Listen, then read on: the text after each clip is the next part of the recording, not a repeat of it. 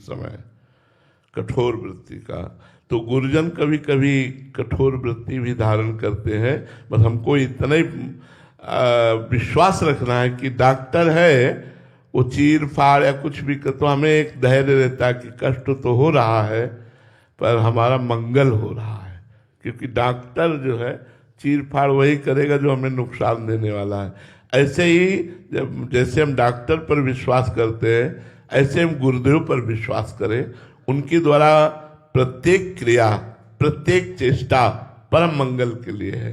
तुम्हारा तन, तुम्हारा मन, तुम्हारा प्राण, तुम्हारा धन, तुम्हारा सर्वस्व। जब गुरुदेव, इसीलिए सेवक जी महाराज ने कहा, प्रथम सेवहु गुरु के चरण, जिनिया धर्म कहो सब करन, नाम प्रताप बताइयो। जो हरिवंश नाम अनुसरहु, निश दिन गुरु को सेवन करहु, सकल समर्पण प्राण धन, सकल समर्पण प्राण धन। और गुरु सेवा तज करहि जबान, यह अधर्म यह सभान, कान नर सिकन में रहाय, गुरु गोविंद न भेद कराय, संतत सकल सुनो चितलाय, श्री हरिवंश प्रताप जस। प्रथम गुरुदेव भगवान के चरणों की सेवा करो, जिन्होंने धर्म और नाम प्रदान किया। गुरुदेव भगवान को सकल समर्पण प्राण धन, सर्वस्व समर्पित करके उनकी आज्ञा पर हम चल रहे। गुरु और गोविंद में अभेद भाव रखते हुए जो चल, कृतार्थ हो गए यार, जीते जी कृतार्थ हो गए।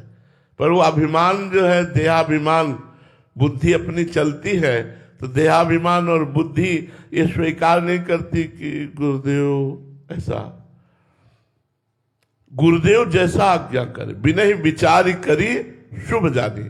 गुरुदेव जैसी आज्ञा, जो भावे सो करो, मैं आपका दास हूं। जैसे कुम्हार को मिट्टी समर्पित हो जाती है, वो मार रौंदता है, पीटता है, गूंदता है, चाक पे चढ़ाता है, सुखाता है, फिर आवे पे तपाता है, तब जाके पात्र बन पाता है। ऐसे हम अपने गुरुदेव को समर्पित हो जाए, हमारे अहंकार को मिट्टी में मिला दे।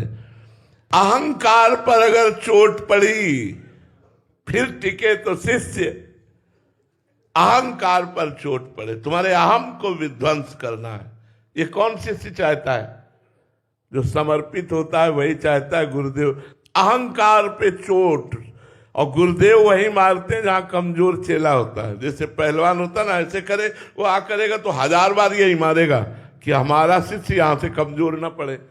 तो सबसे बड़ा संस्कृति मूल शूल प्रदनाना, सकल शोकदायक अभिमाना, सबसे शोक प्रदान करने वाला अभिमान होता है। और गुरुदेव इसी का नाश करते हैं। इसीलिए गोस्वामी जी ने कहा है, गुरुपद पंकज सेवा तीसरी भक्ति अमान। मान रहित तो होकर गुरु की सेवा करना, लेकिन मान छोड़ दे। हमने देखा है कि घोर अपमानित होने पर वैसे ही बना रहे स्थिति। घोर प्रतिकूलता, तुम्हारे मन के विरुद्ध तुम्हारे साथ हम खेल रहे, प्रतिकूल व्यवहार कर रहे, लेकिन आप में कोई फर्क नहीं। ऐसा तब जाकर के वो गुरु कृपा उसे उस महान पद पे प्रतिष्ठित करती है जिसे माया परास्त नहीं कर सकती। पर गुरु की बात पर विचार ना किए, विचार नहीं करना और तत्पर हो जाए, बस हो गई बात। बड़ा कठिन है भाई, बड़ा कठिन है, बड़ा कठिन है। बार बार कह रहे हैं, बहुत कठिन बात है गुरु की आज्ञा पर चल पाना। और गुरु कृपा करेंगे तो हमारी प्रार्थना, मान लीजिए, तुम्हारे अहंकार को चूर करेंगे, क्योंकि उसके बिना कोई भी उन्नति नहीं होती आध्यात्मिक। और जब अहंकार पर चोट पड़ती तो तिलमिला उठता है। वो गुरुजनों की जो लीला होती है अहंकार पर चोट करने के लिए होती है, अहंकार पर चोट। महाराज जी, आपके जीवन में तो काफी प्रसंगों में सुना है कि मतलब आप पे 6 महीने तक सोनी लगा रहे हैं, अंदर आना बंद कर दिया और अंदर से कुंडी। हमें ये था कि हमारे श्री जी हैं, जैसा भी जो विधान कर रहे हो, मंगल विधान कर रहे हैं, उन्हीं की कृपा। तो देखो, उन्होंने अगर ऐसी भी लीला कराई तो ऐसी भी लीला कराई। हजारों लोग ये जो सम्मान रूपी विष हमें पिला रहे हैं, अगर पहले से वो अमृत की घूटी न पिलाए होते तो ये विष मार देता। सम्मानम कल्याति घोर गर्णम, ये मार देता। लेकिन गुरुदेव ने ऐसी बूटी पिलाई कि ये विष गया तो, लेकिन लोग कुछ काम नहीं कर पाया, विष कोई काम नहीं। सम्मानम कल्याति घोर करनम, ये पूज्यपाद श्री सदगुरुदेव भगवान की उसी कड़वी दवाई का फल है कि इसका कोई महत्व नहीं है।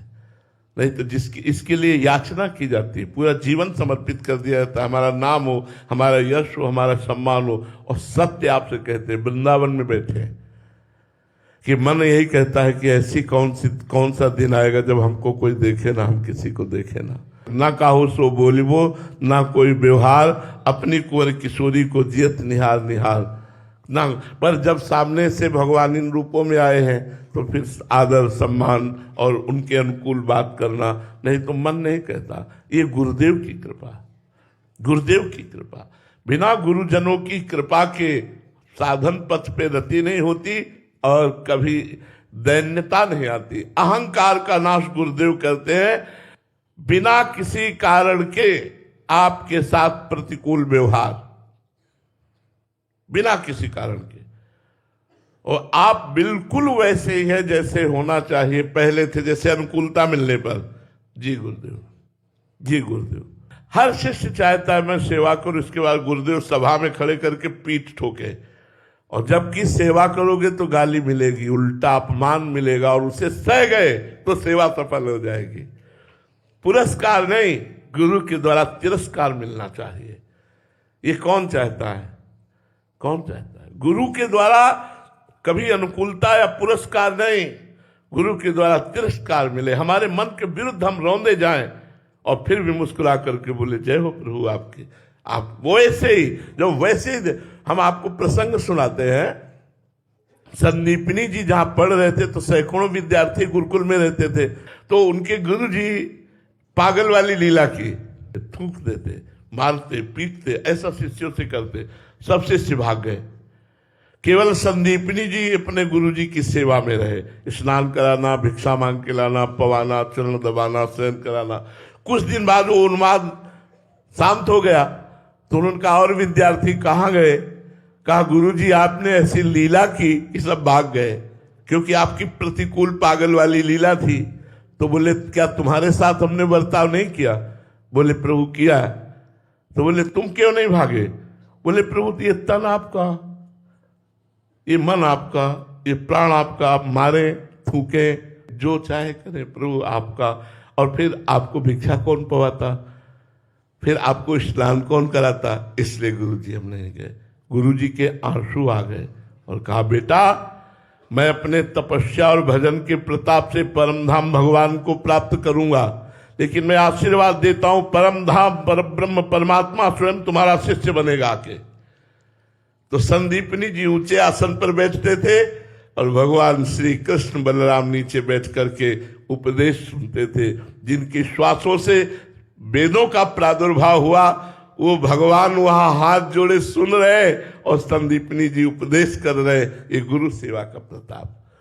गुरु अहंकार पर चोट करता है, कोई बलशाली, कोई समर्पित, कोई भगवान का दीवाना ही है जो अहंकार को मिट्टी में मिलाने देता है। नहीं, अहंकार का जहां हम पर चोट आई बस वो प्रतिकूल हो गया, गुरु की निंदा करने लगा, गुरु की अवहेलना कर दी, गुरु का त्याग कर दिया, ये बातें होती। तो कहाँ परमार्थ तो बड़ा सूक्ष्म विषय है। गुरु की कृपा प्राप्त हो जाए बहुत बड़ी बात है। गुरु की कृपा प्राप्त हो गई तो हरि अधीन हो गए। शब्द याद रखो, गुरु अगर करुणा कर दे तो हरि पीछे पीछे डोले, पीछे पीछे डोले। गुरु कृपा बहुत बड़ी सामर्थ्य है, इसलिए गुरु कृपा का आश्रय लो और कृपा मनाओ कि हमारा अहंकार नष्ट हो जाए, तभी आध्यात्मिक उन्नति होगी, तभी लाभ प्राप्त होगा। प्रभव पाठक जी फतेहपुर से। राधे राधे महाराज जी। महाराज जी, इस संसारिक जीवन में रहते हुए स्थिर प्रज्ञ की स्थिरता कैसे अपने जीवन में लाए महाराज जी? संसार के बीच में रहते हुए भी वो साधना परायण हो तब वो स्थित प्रज्ञ हो गया। पहले साधन तो बने, स्थित प्रज्ञ बनने के लिए पहले इस मन को तो समझाओ जो विषयों की तरफ भाग रहा है, जो संकल्प विकल्प कर रहा है, जो 5 ज्ञानेंद्रियों के साथ मिलकर शब्द स्पर्श रूप रस का भोक्ता बन रहा है, पहले इसको सुधारो। स्थित प्रज्ञ तो आप थे ही, हैं ही और रहेंगे ही। आप में स्थिति कौन सी नहीं आनी, आप तो आत्मस्वरूप है, लेकिन अंतःकरण को सुधारना साधना है। पहले मन को सुधार के देखो। बिना किसी महापुरुष के आश्रित हुए मन को सुधारा नहीं जा सकता। भगवान की कृपा के बिना महापुरुष नहीं मिलते। जब हम महापुरुषों की अधीनता स्वीकार करते हैं तब हमारी बुद्धि में विवेक जागृत होता है। ये सबसे कठिन बात है।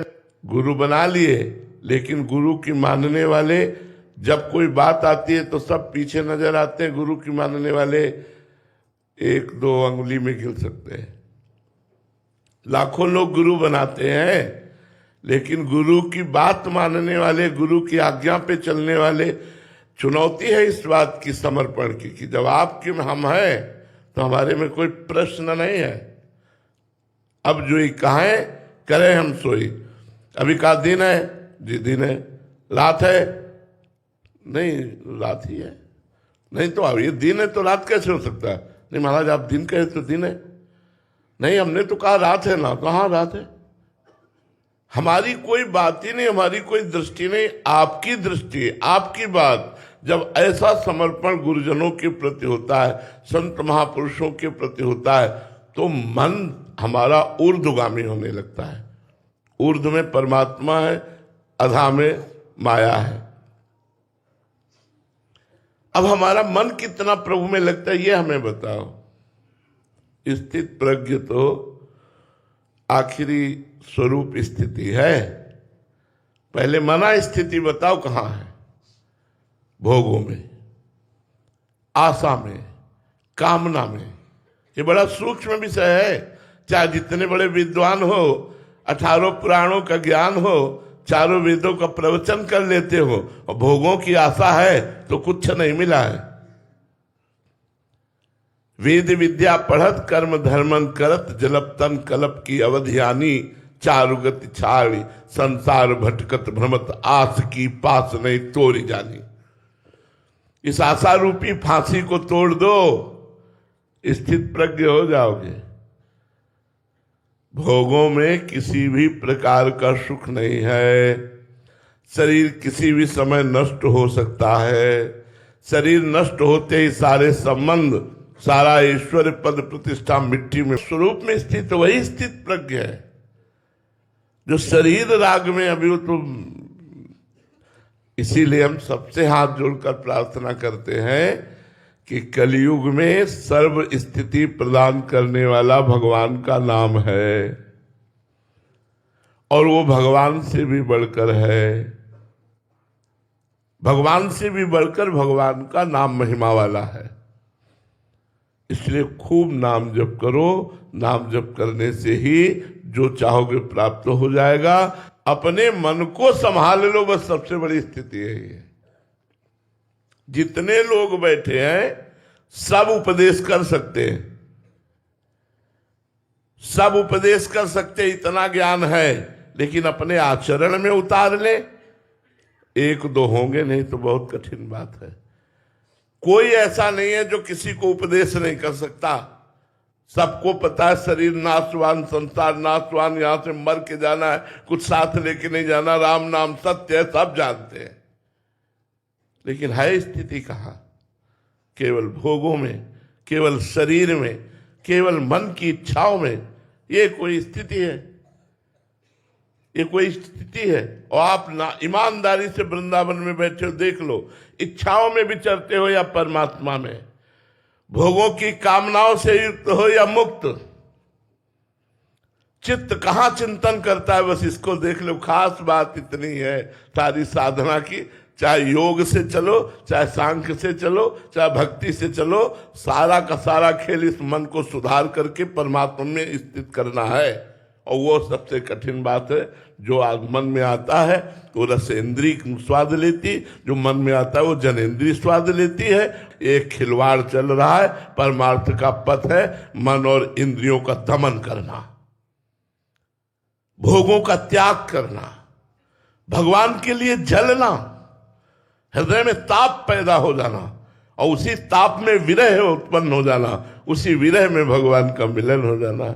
ए भाई, हमारी प्रार्थना, नाम जप करो, खूब नाम जप करो, पवित्र भोजन पाओ, पवित्र चिंतन करो, पवित्र आचरण करो, परम पवित्र भगवान के भक्तों का संग करो, कृपा हो जाएगी, मंगल हो जाएगा, जीवन कृतार्थ हो जाएगा। चाहे संसार में रहो चाहे बाहर रहो, साधना करनी ही पड़ेगी। बिना साधना के अंतःकरण की स्थिति रहने से नहीं बदलती। आप देखो, कपड़ा से या कहीं रहने से मन थोड़ी बदलता है, मन को लगाना पड़ता है, अभ्यास के द्वारा लगाना पड़ता है, जलना पड़ता है, व्यथा सहनी पड़ती है। इसकी पिटाई अंदर की ऐसी होती है कि बस भगवान ही सुहाई देते हैं कि हे भगवान, आप ही शीतलता प्रदान कर सकते हो, अन्यथा नहीं। ये ऐसी व्यथा पैदा करता है जब ये भोगों का संकल्प करता है, जब ये संसार राग में आशा करता है, और फिर उसके बाद जब उसका विरोध करो तो जो जलन पैदा करता है वो कोई भगवत भक्त ही सह सकता, दूसरा नहीं सह सकता। वही जलन ना सहने के कारण हम भ्रष्ट हो जाते हैं, हम गिर जाते हैं, हम पतित हो जाते हैं। और जो उस जलन को सह गया वही परम पद का अधिकारी हो गया। यम ही न व्यथ्यन्ते ते पुरुषम पुरुषा। जिन जगत गुरु के सामने ब्रह्मा और शनकादि बैठकर उपदेश सुनते हैं, उन विमान में चढ़ा चढ़ा तो उनके लिए ऐसे जा असुर भाव को प्राप्त हो, तो वही वृत्तासुर के रूप में प्रकट हुए। अब उनका दिमाग काम किया, भगवान से प्रार्थना करने कि अपने भक्तों का संग दीजिए, जिसके कारण आपकी शरणागति अजात पक्षायु मातरम खगा जैसी हो, आपसे प्रियता ऐसे हो जैसे परदेश गए पति में चित्त लगा रहता है, आपका वात्सल्य ऐसे मिले जैसे बछड़ा और गाय का। और मांगा भगवान के भक्तों का संग, क्यों? क्योंकि भक्तों के संग से साधुता आती है। माना आप सिद्ध हो सकते हो, आपको भगवान भी मिल सकते हैं, लेकिन साधुता नहीं। साधुता तो साधु के संग से ही आएगी, बिना संतों के संग के साधुता नहीं आती है। पक्की बात है, शास्त्र प्रमाण है इसका। आप मंत्र जप करके साधना करके पदवियां प्राप्त कर सकते हो, पर साधुता नहीं। साधुता बहुत बड़ी चीज है। गोस्वामी जी ने भगवान से मांगा है, कबहू कहो यह रहा नहीं रहाऊंगो, श्री रघुनाथ कृपालु कृपाते साधु स्वभाव कहाऊंगो। परहित निरत निरंतर मन क्रम वचन नेम निभाऊंगो, यथा लाभ संतोष सदा काहू सो कछु न चाहूंगो। परुख वचन अति दुसह श्रवण सुनते पावक न दाऊंगो। कितनी बातें, ये सब संतों से स्वाभाविक हमारे स्वभाव में उतर जाती है। यदि हम साधु संग करें तो हमारा स्वभाव साधु बन जाए। बिना साधु संग के स्वभाव नहीं बदल सकता। स्वभाव बदलना बहुत कठिन है।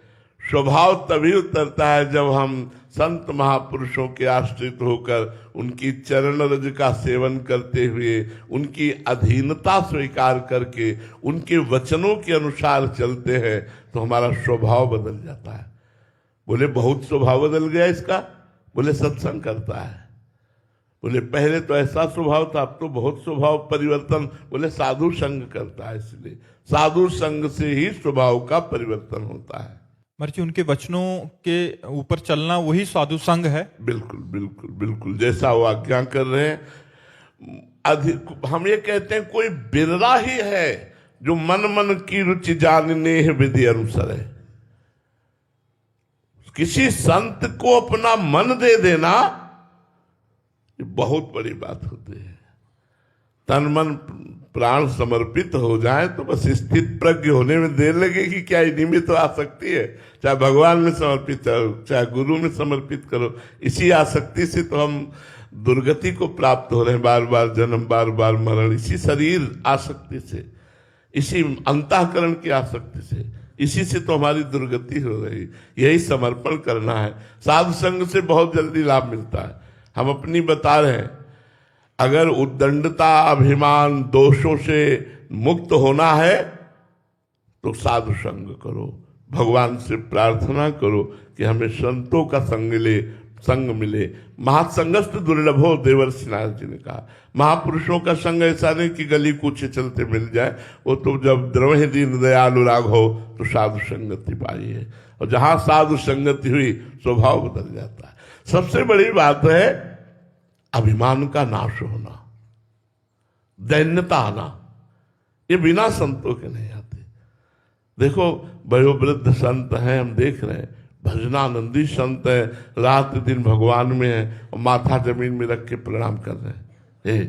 माथा और कहे हमारा भजन मने, श्री जी से प्रार्थना करना, ठाकुर जी से प्रार्थना करो, हम तो अधम जीव हैं, पूरा जीवन भजन करते हो। तो दैन्यता देखने को असली में तो संत महापुरुषों तो उनका प्रभाव पड़ता है, लगता है मैं कितना नीच हूं, ये कितने महान होते हुए भी कितने दैन्य, हम कुछ ना होते हुए भी अहंकार कर रहे हैं। तो भक्तों के संग से अहम का नाश होता है, और अहम में ही सारे दोष होते हैं। अहंकार नष्ट होते ही जीव धीरे धीरे अपने स्वरूप को प्राप्त हो जाता है। श्री राधा वल्लभ